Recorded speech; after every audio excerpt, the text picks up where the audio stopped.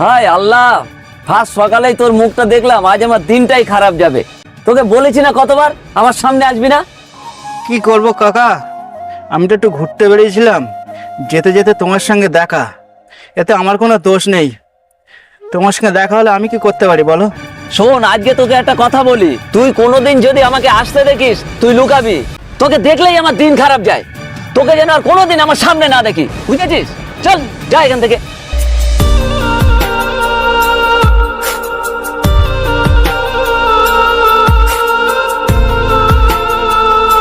সকালে এইসব পঙ্গু দেখে আমার আজকে দিনটাই খারাপ যাবে। কার মুখ যে দেখে উঠেছিলাম আজকে রে।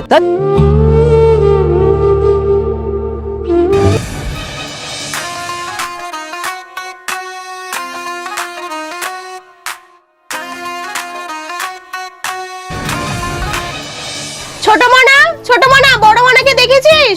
বড় মানা কোথায় গেছে দেখেছিস? কি হয়েছে? এত চেল্লামিল্লি করার কি হয়েছে? না, তুই কি বড় মানাকে দেখেছিস তাই জিজ্ঞাসা করছিলাম। তোমার বড় মানাকে কি দেখে রেখেছি? তোমার পঙ্গু ছেলেকে তুমিই খুঁজে নাও। তোমার ওই পঙ্গু ছেলের জন্য জানো আমি কোথাও মুখ দেখাতে পারি না। যেখানেই যাই সবাই বলে পঙ্গুর বোন যাচ্ছে। কি করব মা, ও কি নিজে থেকে পঙ্গু হয়েছে? উপরওয়ালা যদি আমাকে এমন সন্তান দেন তাহলে আমি কি করব বল? এত কথা আমি জানি না। আমি কতবার তোমাকে বলেছি ও যখন ছোট ছিল ওকে এতিমখানায় দিয়ে দাও, কিন্তু তুমি আমার কথা একবারও শোনোনি। যদি আমার কথা শুনতে তাহলে গ্রামের লোকের কাছে আজ অত কথা শুনতে হতো না। তোকে জিজ্ঞাসা করাটাই আমার ভুল হয়েছে। তুই বোন হয়ে যদি তোর পঙ্গু দাদাকে দেখতে না পারিস, পাড়ার লোকেরা কি ভালো চোখে দেখবে? যাই যাই, আমি নিজেই যাই, তোকে জিজ্ঞাসা করাটাই আমার ভুল হয়েছে। হ্যাঁ হ্যাঁ, যাও যাও, তোমার পঙ্গু ছেলেকে তুমি গিয়ে খুঁজে নাও।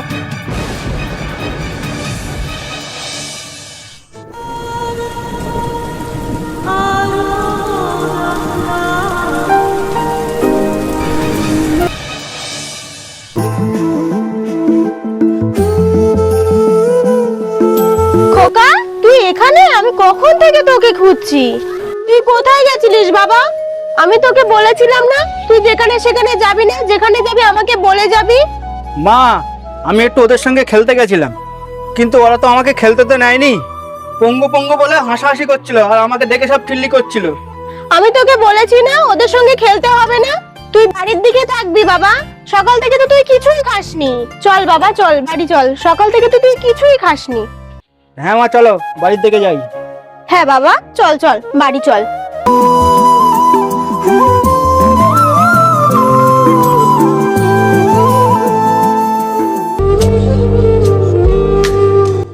বাবা চল, বাবা এখানে বস। সকাল থেকে তো কিছুই খাসনি, চল কিছু দিই খেয়ে নে। হ্যাঁ বস।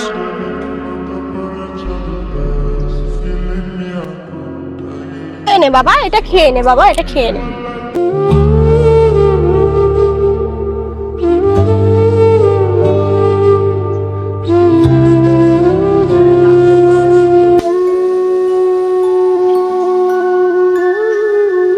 মা, হ্যাঁ বাবা বল। আমাকে একটু পানি দাও। হ্যাঁ দিচ্ছি, নে বাবা।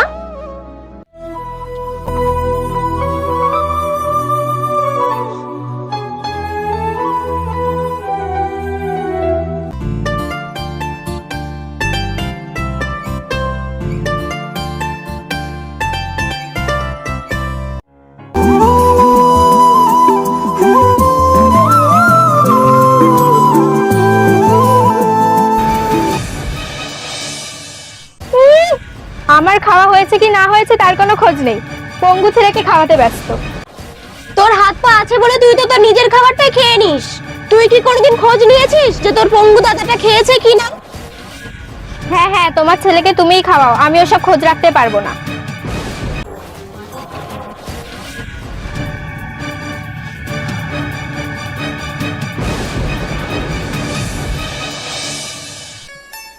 বড়দা, ও বড়দা, বাড়িতে আছো নাকি? এই তো বাড়িতে আছি। কে ভাই?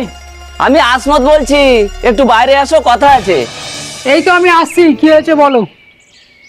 ভাই সাহেব, আপনার মেয়েকে বিয়ে দেবেন? আমার হাতে ভালো একটা ছেলে আছে। ছেলে খুব উঁচু লম্বা, দেখতেও খুব সুন্দর এবং ভালো ব্যবসাও করে। তাহলে একদিন আসতে বলো, মেয়েটাকে দেখে যা। ঠিক আছে ভাই সাহেব, তাহলে আগামীকাল আমি ছেলেকে নিয়ে আসবো। আচ্ছা। আসছি তাহলে।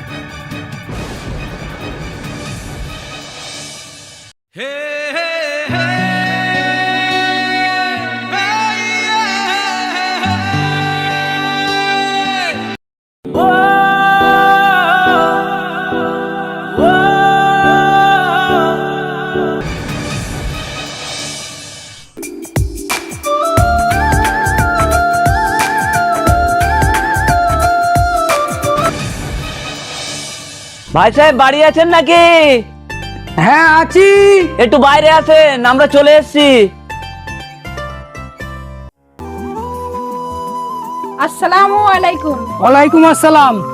হ্যাঁ হ্যাঁ, আসুন আসুন আসুন।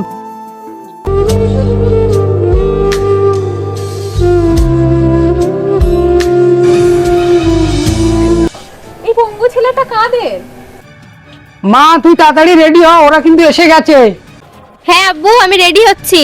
আমি শুনেছিলাম এই পাড়ায় একটা পঙ্গু ছেলে আছে, তা আমি কি সেই বাড়িতেই মেয়ে দেখতে এলাম? হ্যাঁ, আপনি এই বাড়িতেই মেয়ে দেখতে এসেছেন। মেয়ের ভাই যদি পঙ্গু হয় তাহলে মেয়ের কি দোষ? না, আমি এই বাড়িতে আমার ছেলের বিয়ে দেব। আমার ছেলের বিয়ের পরে আমার নাতি পুতিরা পঙ্গু হবে না, তার কি গ্যারান্টি আছে? তখন কি হবে? আমি এই বাড়িতে আমার ছেলের বিয়ে দেব না। চল বাবু।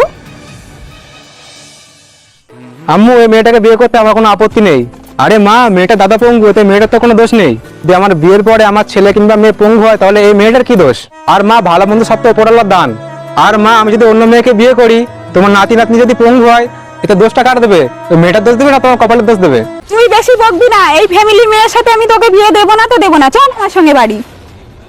তোমাকে কতবার বলেছি ওই পঙ্গু ছেলেটাকে কোনো এতিমখানায় বা অন্য কোথাও দিয়ে আসো, তোমরা আমার কথা শোনোনি। ওর জন্যই আমার বিয়েটা ভেঙে গেল। আল্লাহ, তুমি একটা জীবন দিলে, আর এমন জীবন দিলে, এরকম জীবন যেটা কাউকে দিও না। সারা জীবন হীন কথা শুনতে হয়। লাতি ঝাঁটা খেয়ে দিন কাটছে। আমি আর এখানে থাকবো না। মা, আমি চলে যাচ্ছি। তুই কোথায় যাবি বাবা? যেদিকে জুচোক যাবে সেই দিকে চলে যাব। এখানে থাকলে সবার কথা শুনতে হবে। লোকের লাতি ঝাঁটা খাবো তবু আচ্ছা, কিন্তু নিজের লোকের কথা শুনতে আর ভালো লাগে না। তাও তো বুঝবো নিজের কেউ না। সহ্য করে নেবো, নিজের লোকের মার সহ্য করা যায় না।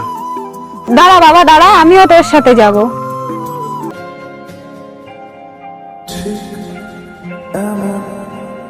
এভাবে তুই থেকে যা স্বভাবে, আমি বুঝেছি ক্ষতি নেই, আর তুই ছাড়া গতি নেই।